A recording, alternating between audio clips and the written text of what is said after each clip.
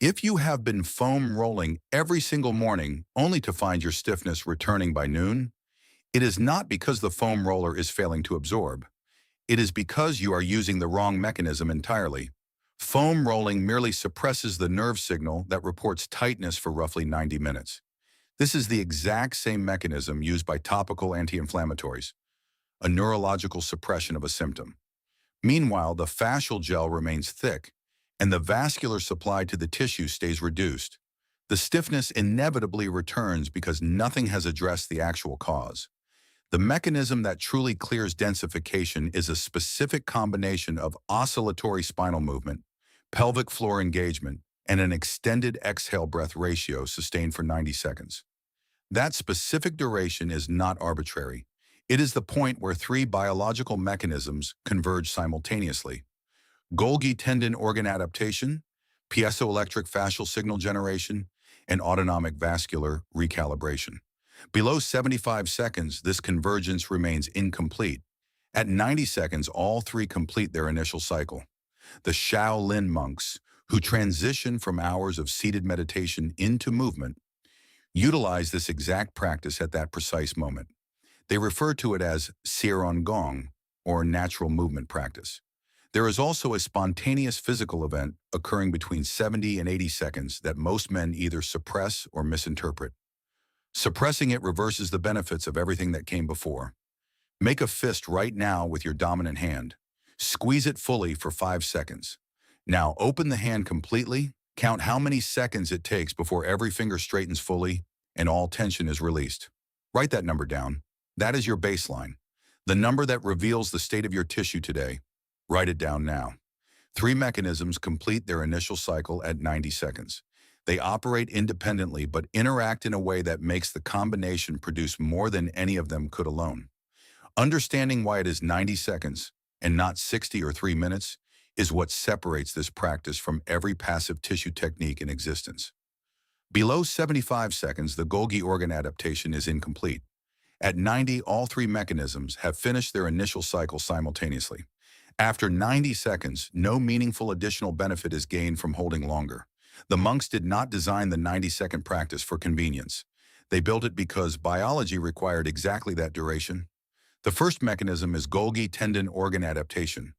Golgi organs are stretch receptors embedded at the musculotendinous junctions throughout the body. They fire continuous alarm signals under sustained load, instructing the nervous system to reduce muscle force before injury occurs. Under sustained moderate oscillatory stimulus, not aggressive loading or passive rest, but specifically moderate rhythmic deformation, those organs reach their adaptation threshold between 75 and 90 seconds. The alarm quiets. The muscular holding patterns that have been compressing the fascial layers release partially. The fascial layers then receive the space to open and accept increased fluid. This is not relaxation in a passive sense. It is a specific reflex adaptation in a specific mechanoreceptor population that cannot be rushed, forced, or bypassed. Below 75 seconds, the adaptation is incomplete. At 90 seconds, it is complete. The second mechanism is piezoelectric fascial signal generation. The fascia contains crystalline collagen structures that generate a small electrical charge when mechanically deformed.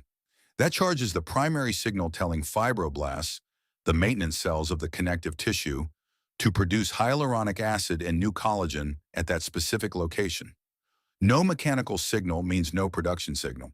The signal requires deformation, not just compression or elongation alone.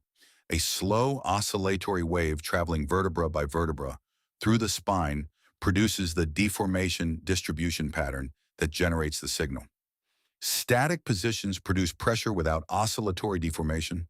Foam rolling produces pressure point deformation without the distributed wave pattern. Aggressive stretching produces high-amplitude elongation without the oscillatory frequency. The specific wave of phase 2 generates the maintenance signal because it combines distributed deformation with oscillatory frequency in a way that no other stimuli can replicate. The third mechanism is autonomic vascular recalibration. The pelvic floor connects to the pelvic branch of the vagus nerve. The vagus governs parasympathetic tone, which in turn governs the diameter of the microvasculature inside the fascial tissue. When sympathetic tone is dominant, as it is in most men, from the moment they wake until they engage in significant physical activity, those vessels are mildly constricted. The fascia runs at perhaps 60 to 70% of its full circulation capacity during the morning hours. Deliberate, gentle pelvic floor contraction during an extended exhale activates the pelvic vagal branch directly and selectively. The fascial vessels dilate and full circulation resumes. This is not generalized relaxation. It is a targeted vascular intervention in the specific tissue that needs the supply restored through the specific nerve pathway that governs that supply. The interaction makes 90 seconds greater than the sum of its parts. When the Golgi adaptation completes, the paraspinal holding patterns partially release. That release decompresses the fascial microvasculature slightly. The vessels that were being mildly compressed by the contracted muscle tissue around them receive more room. At the same moment, the vagal activation has dilated those same vessels from the inside. Uncompressed vessels that are also vasodilated produce a surge of blood flow into the fascial layers that neither mechanism alone could create at the same magnitude. The piezoelectric signal has been instructing the fibroblasts throughout phase 2. The surge at 75 to 90 seconds delivers the oxygen, nutrients, and raw building materials they need to act on that instruction. The three events converge. Think of it as a hydraulic system running at partial capacity overnight. The oscillation is the piston that moves the fluid. The vagal activation is the valve that opens the conduit to full diameter. The Golgi release is the structural decompression that removes the mechanical restriction from the vessel walls. All three must be active simultaneously for the surge to occur at full magnitude. 90 seconds is when they converge. At 60 years old, fascial tissue contains approximately 55% water, down from 70% at age 30.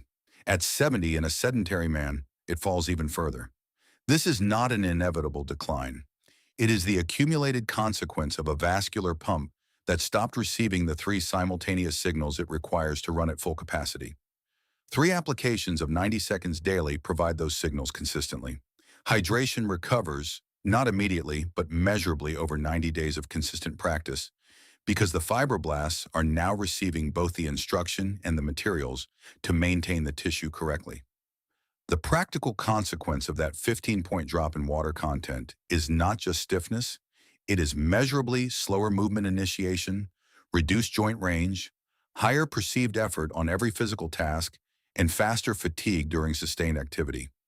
Each of these effects is often attributed to aging by most men, but each is more accurately the mechanical consequence of reduced water content in the connective tissue surrounding every structure in the body. Dry fascia transmits force less efficiently, compresses under load more easily, and recovers from loading more slowly. The man who cannot rise from a chair quickly at 65 is not experiencing muscle weakness as his primary problem. He is experiencing the mechanical resistance of dry fascial tissue resisting the initial movement, the cement feeling that takes 10 seconds to clear before he can move freely. The pump running consistently for 90 days changes that specific experience before it changes anything visible from the outside. The monks who have maintained this practice for 30 or 40 years carry fascial tissue that behaves mechanically like tissue 20 years younger. Not because they are exceptional, but because they have maintained the hydration. This is a daily maintenance task for a biological system that requires daily maintenance.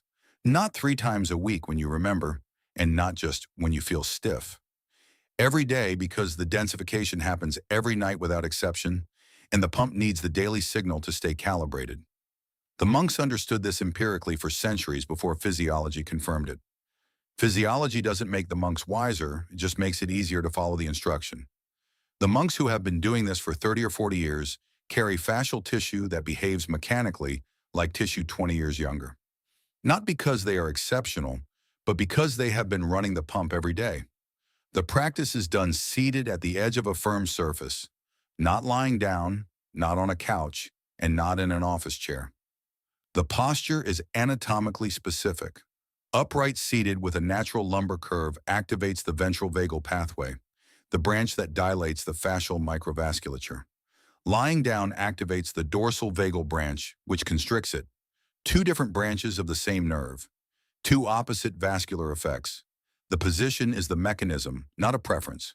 Use a dining chair, a wooden stool, or the edge of the bed before standing, not a couch or padded chair. When the pelvis tilts posteriorly on a soft surface, the pelvic floor is placed in passive elongation. A muscle already fully lengthened cannot produce a meaningful contraction. The firm edge position maintains the natural lumbar curve, which keeps the pelvic floor in its functional mid-range, where a gentle contraction is both possible and effective. Phase 1 runs from 0 to 30 seconds. Sit at the edge of the firm surface, spine vertical, not rigidly forced and not collapsed. The crown of the head should lift slightly as if a thread pulls it upward, with the chin tucked 1 centimeter, lengthening the neck, not dropping the chin to the chest. Place hands on thighs, palms down. Close your eyes. Begin breathing. Inhale through the nose for 4 counts, letting the abdomen expand outward before the chest rises. Exhale through the nose for 6 counts. The 6-count exhale is longer than the 4-count inhale. This asymmetry activates the parasympathetic branch of the vagus nerve more powerfully than a symmetrical breath pattern. Every extended exhale in this practice is a vagal signal. On each inhale, gently contract the pelvic floor, an inward lift, not a hard squeeze or held tension. It is the feeling of stopping urine midstream at only 20% of that effort. Hold the contraction through the full 4-count inhale.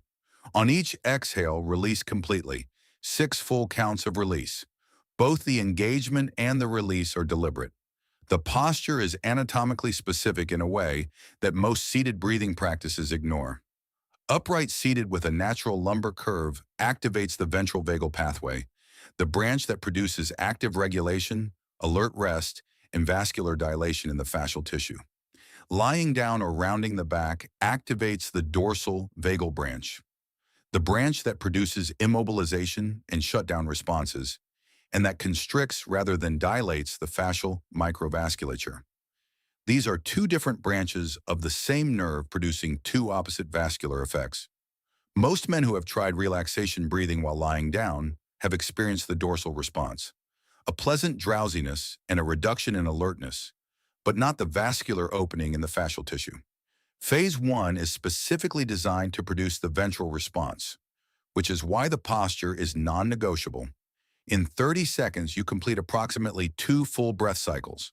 At the end of phase 1, most men notice the shoulders have descended without being consciously directed to. The jaw has softened. The background tension that was present when you sat down has reduced. That shift is the ventral vagal system beginning its activation. Phase 1 is not preparation for the real practice. It is the first layer of the mechanism. The monks never abbreviate it. They have observed across decades that abbreviating phase 1 produces the feeling of having practiced without the tissue effects of having practiced. 30 seconds, no shortcuts. Without it, phase 2 operates in a sympathetically toned body with partially constricted fascial vessels. The oscillation generates the piezoelectric signal, but the vascular conduit remains partially closed. Compressing phase 1 to 10 seconds produces the shape of the practice without the primary vascular mechanism. The monks never abbreviate phase 1. They have observed over decades that abbreviating the first phase produces the feeling of having practiced without the tissue effects of having practiced. Phase 2 runs from 30 to 60 seconds. Everything from phase 1 continues. Nothing stops. Allow a slow oscillation to begin at the base of the spine. Allow, do not initiate.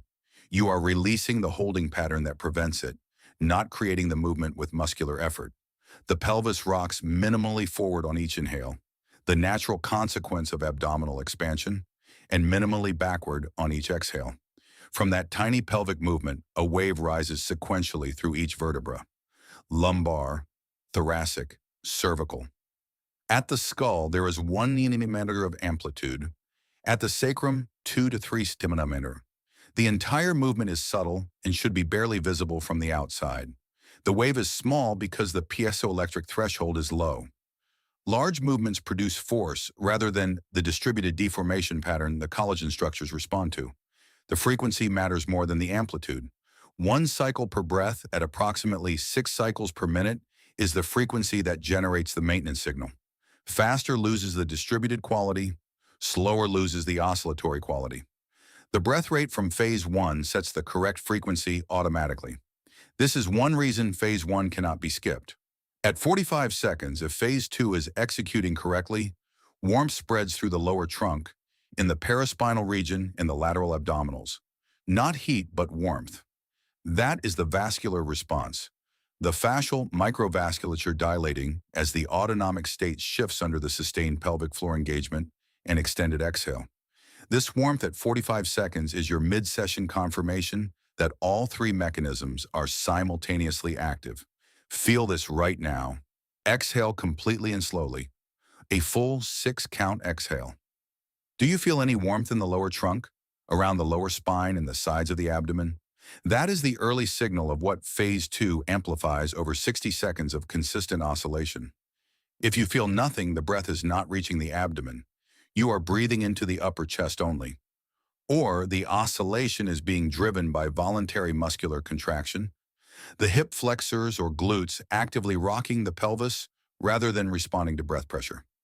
When the wave is driven, the neuromuscular release mechanism does not activate.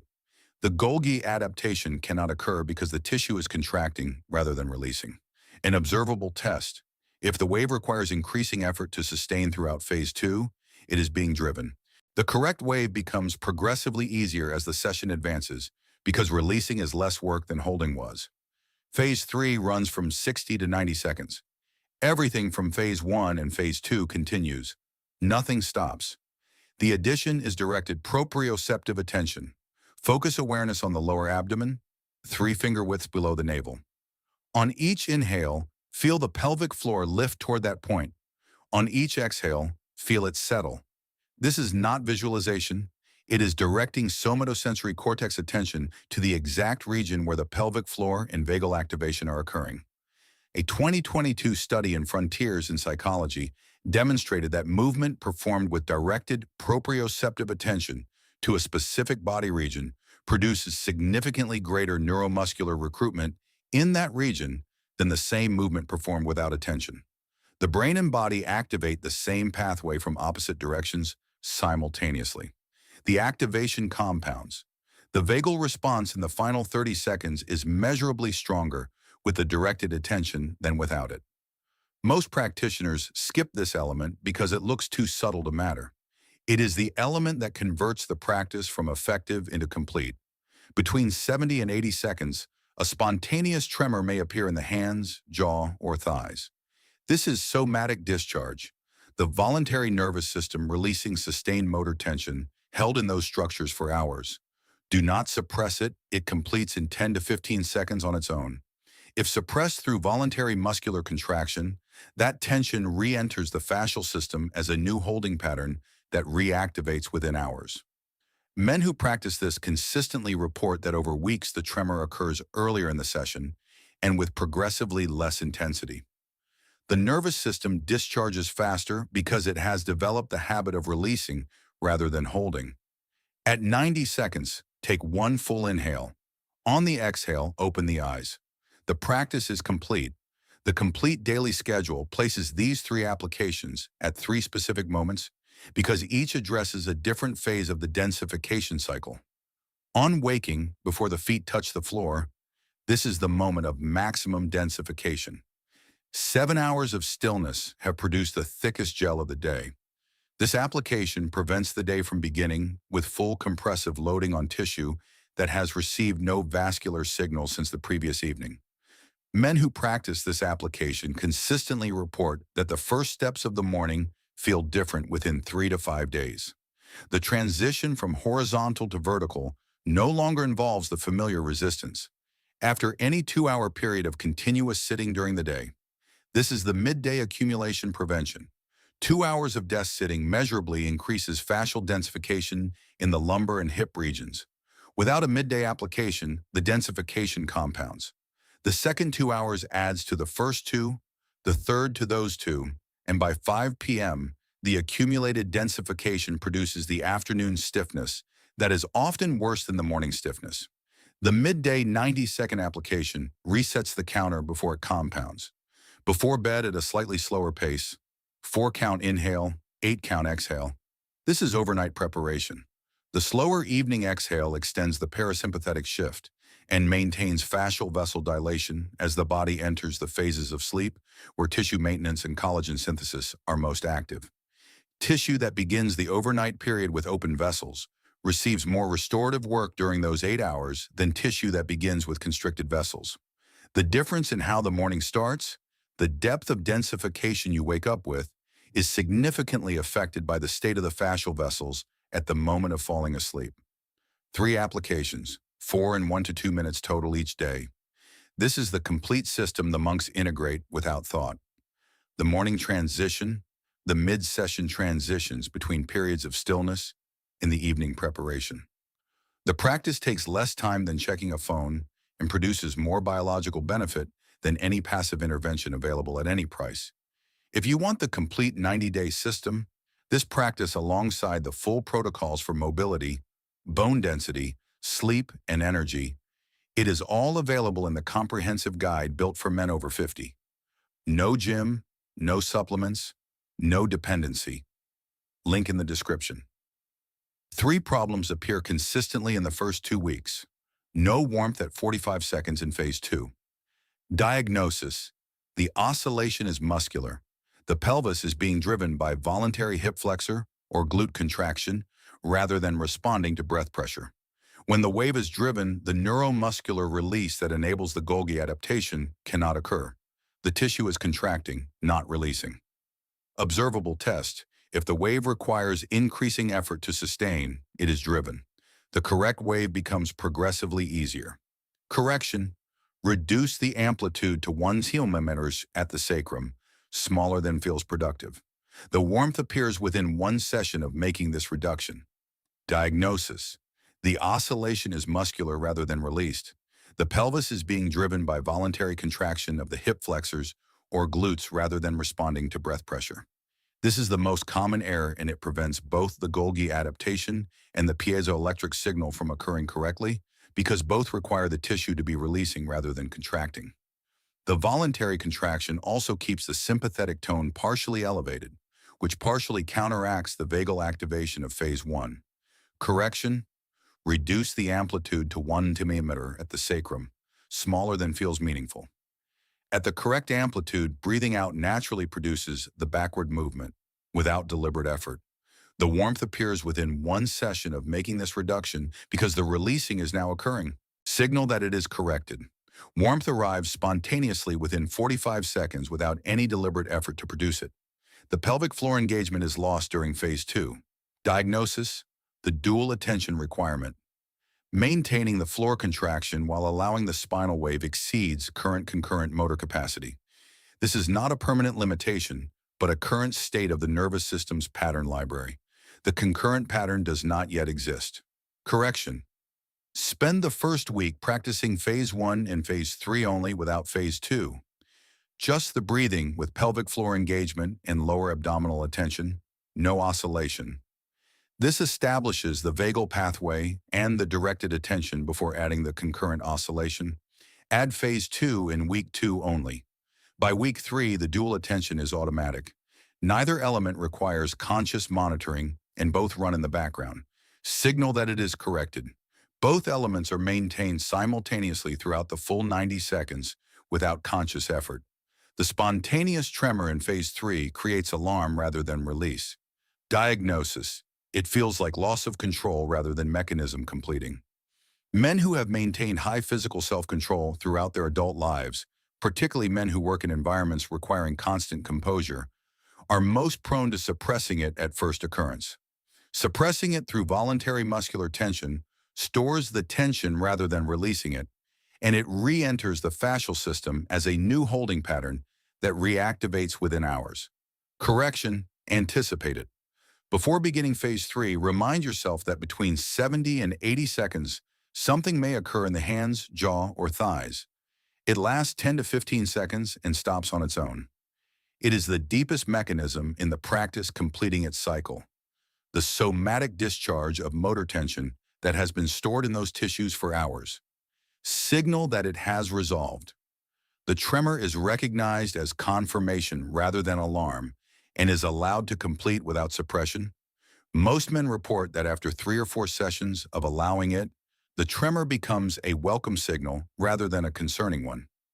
Repeat the fist test now. Same hand, full squeeze for 5 seconds, release completely. Count the seconds before every finger straightens and all tension releases. Compare to your opening number. In the first session, the fist release time shortens measurably. That's the vascular response working on day 1. Days 3 through 5, morning clearing time starts to shrink. The post-sleep stiffness that was 25 minutes becomes 12. Weeks 1 and 2, the phase 2 warmth appears earlier in the practice and spreads more broadly. The autonomic baseline is shifting. By month 1, most men find the fist release time has roughly halved from where it started. The tissue is spending more of each day hydrated rather than densified. Months 2 and 3 is when the structural change at the tissue level becomes permanent.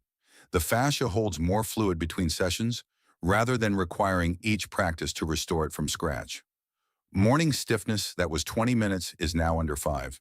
At that point, most men notice that skipping the practice is felt, not because they're disciplined, but because the body now knows what daily maintenance feels like and registers its absence. 4 and 1 2 minutes daily, 3 90-second practices. Tonight, find a firm chair, phase 1 alone, 30 seconds of 4-count inhale, 6-count exhale, with gentle pelvic floor lift on each inhale. Nothing else. Notice what happens to the shoulder and jaw tension. Tomorrow morning at the edge of the bed before your feet touch the floor, complete all 3 phases in sequence, 90 seconds total. One warning, if you have a history of pelvic floor dysfunction or recent pelvic surgery, the floor engagement requires medical clearance before adding it. The oscillation and the breath alone without the pelvic floor component are safe for anyone and produce partial benefit through the first 2 mechanisms. That fist release delay you measured at the opening changes not because you stretched and not because you took anything, but because you restarted a pump that was running at minimum capacity and gave it 90 seconds of the 3 simultaneous signals it requires. The pump was always there. It was always capable. It needed the oscillation, the vagal activation, and the Golgi release to converge at the same moment, and they converge at 90 seconds every time with a firm surface and a breath pattern you now know. That is the complete system. That is all it ever was. Leave your fist release time in the comments, the number from the opening, and the number from right now after following along. Come back in 30 days with both measurements after 3 daily applications. The change will be there. And send this to one man whose foam roller has been gathering dust in the corner because it stopped working by noon. He does not need a better tool. He needs the pump restarted. He has had it the whole time. If this practice changes how you perceive your body's hidden potential, subscribe to our channel. We are uncovering the biological wisdom that has been overlooked for far too long. Cultivate your health. The next breakthrough will be revealed soon. Like and subscribe to stay on this path.